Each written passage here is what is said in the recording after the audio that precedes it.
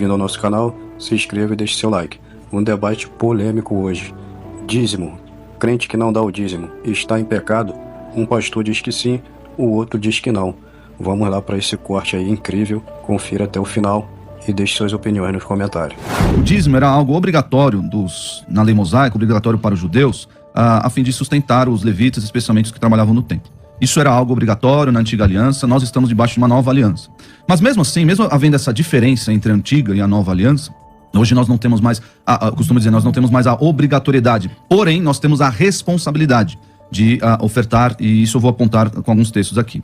Mas, mesmo não havendo aí a obrigatoriedade, Deus sempre esperou das pessoas, até dos israelitas, Deus sempre esperou uma boa vontade de coração. Nunca foi assim, dê por obrigação e pronto, acabou.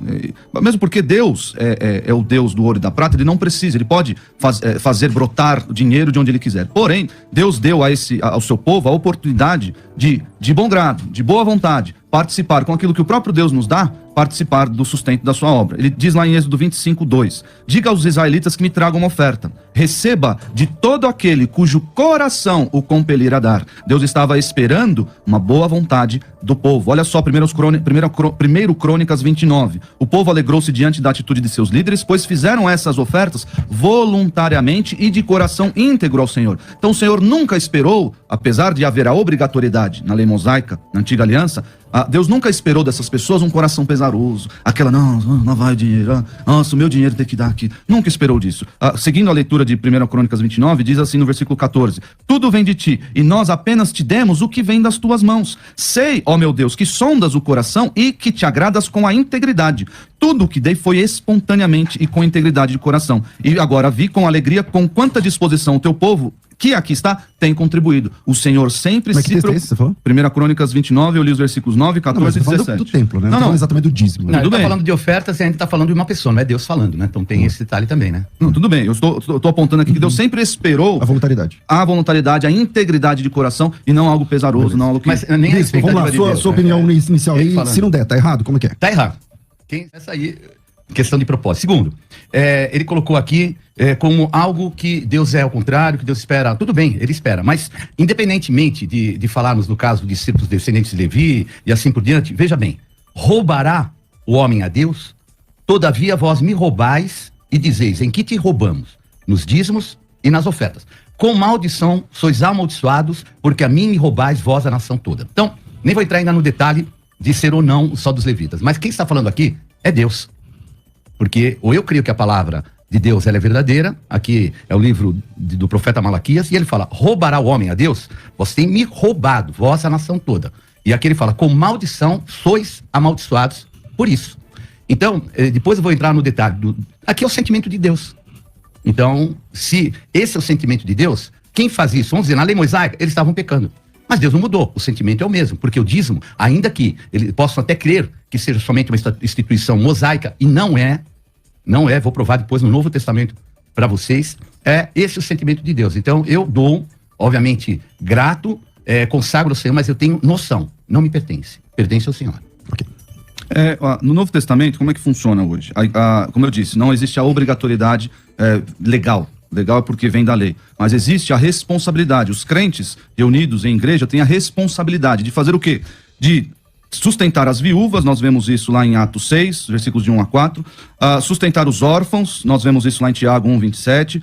Sustentar os presbíteros da igreja. E aqui, irmão, sustentar é dar dinheiro. Muitas pessoas acham que é algo etéreo, sustentar em oração. Não é isso. Não é isso. O texto de 1 Timóteo 5, por exemplo, diz, devem ser considerados merecedores de dobrados honorários. Isso é dinheiro, isso é salário. Os presbíteros que presidem bem, com especialidade os que se afadigam na palavra e no ensino. Então, a igreja tem essa responsabilidade de sustentar os seus pastores, os seus bispos, os seus mestres, com dobrados honorários, aqueles que se afadigam, que presidem bem, e especialmente os que estão ali no ensino da palavra. Então, existe essa responsabilidade. Se os irmãos, movidos por essa responsabilidade, não ofertarem, aí a igreja fecha.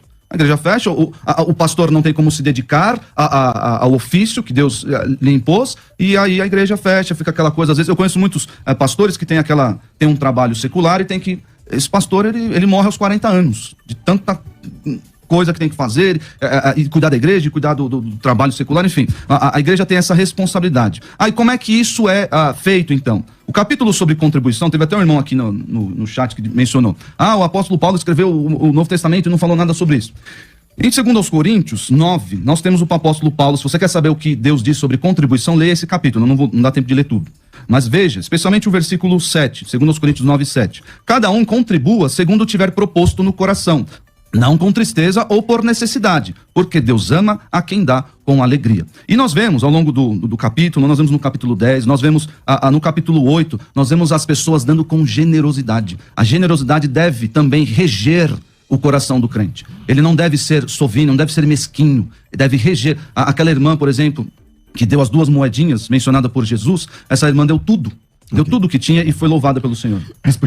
Eu vou focar em dízimo, né? Eu acho que é o tema aí. Contribuição, eu acho que é tudo correto, mas acho que nós temos que falar sobre o dízimo, né? A liberalidade de dar ou o compromisso e até algo legítimo que pertence ao Senhor. Eu acho que quando se fala que pertence somente à lei mosaica, isso é um erro. Biblicamente já coloco isso, porque nós vemos na carta aos Hebreus que é falado o seguinte, e eu vou ler até porque é muito importante. Considerai, pois, como era grande esse a quem Abraão, o patriarca... 7? É 7:4. Ok. 7:4. Considerai, pois, como era grande esse a quem Abraão, o patriarca, pagou o dízimo tirado dos melhores despojos. Ora, os que dentre os filhos de Levi recebem o sacerdócio têm mandamento de recolher de acordo com a lei os dízimos do povo, ou seja, dos seus irmãos, embora tenham estes descendido de Abraão. Por aqui. Se o dízimo é da lei mosaica apenas, porque como é que Abraão, ele pagou o dízimo a um outro sacerdote chamado Melquisedeque? Então não existia o sacerdócio levítico, vai existir quase 400 e poucos anos depois.